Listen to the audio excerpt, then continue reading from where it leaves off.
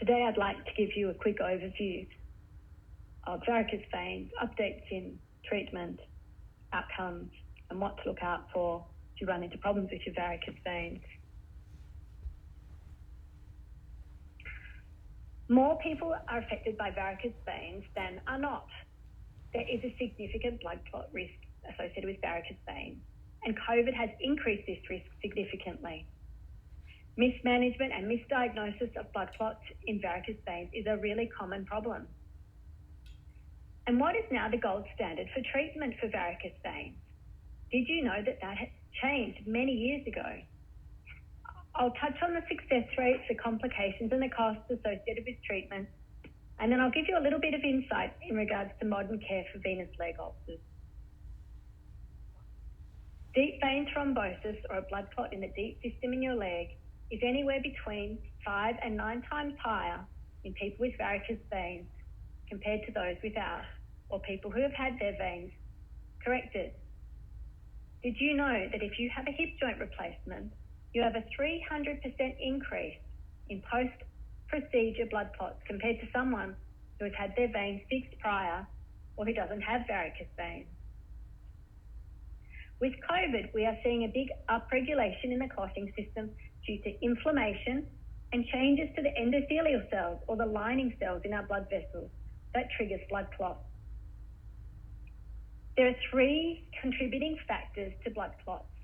One is slow blood flow, which naturally happens in varicose veins, alterations to the lining of the blood vessel, which also happens with varicose veins, and increase in thickness in the blood due to COVID.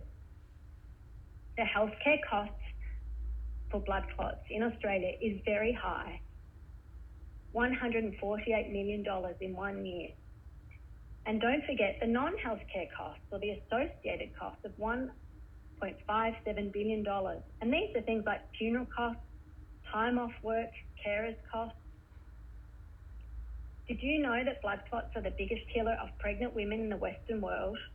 In the old days, we used to say, just wait till you've had all your children before you have your varicose veins fixed. And that was because old-fashioned surgery did not give very good results. High complication rates and high failure rates. Now we have modern treatment with very high success rates and very, very low complication rates. And in fact, you really could argue that your risk of a blood clot from varicose veins is far higher than from modern treatments. So important was it to raise awareness of the risk of blood clots in pregnancy that we had this stand at the Baby and Toddler Show in Melbourne, educating the community about varicose veins, blood clots, and how to prevent them. So what does a blood clot in a varicose vein look like? Well, it actually looks very similar to infection. And 9 times out of 10, it is actually misdiagnosed as infection and treated with antibiotics, which is incorrect. What you will see is a red hot tender lump. And it does look just like infection, but there are some other telltale signs that will tell you it's associated with varicose veins and a blood clot.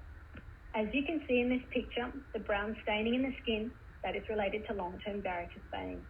And you might see varicose veins on the skin as well, or in the other leg. All patients presenting with a red hot tender lump should undergo an ultrasound in a practice that is accustomed to scanning lower limb blood vessels. I'd highly recommend a vascular ultrasound practice. If a clot is found, a second scan should be performed a week later to make sure that that clot is not progressing. And if the clot is moderate in size or near a junction near the deep system, you should have your blood thinned with what's called an anticoagulant. In the meantime, wearing of properly fitted compression, taking Nurofen to switch off inflammation, and firm massage with iridoid cream will help to treat the problem. This gentleman has had his varicose veins corrected with endovenous laser and sclerotherapy for the branches. He did not require any invasive surgery or pulling out of his varicose veins. Endovenous laser is first-line care internationally, has been for nearly a decade. This just involves a 1 mm incision at the ankle, and it's walk in, walk out under local anaesthetic.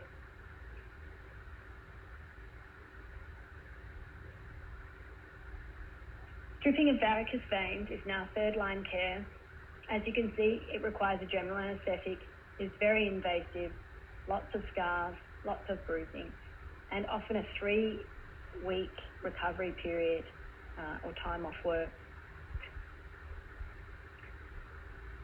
The majority of patients with varicose veins can be treated with laser and sclerotherapy alone, and only 5% require pulling out of any vein. You can see highlighted in the yellow is the area from ankle to groin, where the laser is performed through the 1 millimetre incision at the ankle, and then the orange is for the injection done under ultrasound guidance for the internal branches of the main front vein. The green veins, which are the visible ones you can see poking through the skin, 95% of the time they'll duck beneath the skin and then can be treated with injection. In my practice, I've performed over 2,000 laser procedures over the last 10 years with a 99.8% closure success. And closure success means the entire vein is closed, not just segmentally closed. Point A to point B is closed in its entirety. There is a 50 times lower risk of deep vein clots compared to surgery. And in fact, in my practice, we have never had a major deep vein clot post-laser. A lovely study performed in the UK revealed there was a 15 times more likelihood that laser was cost-effective compared to surgery. The cost-effectiveness of surgery was placed at 5% likelihood at 5 years, versus laser was 79%.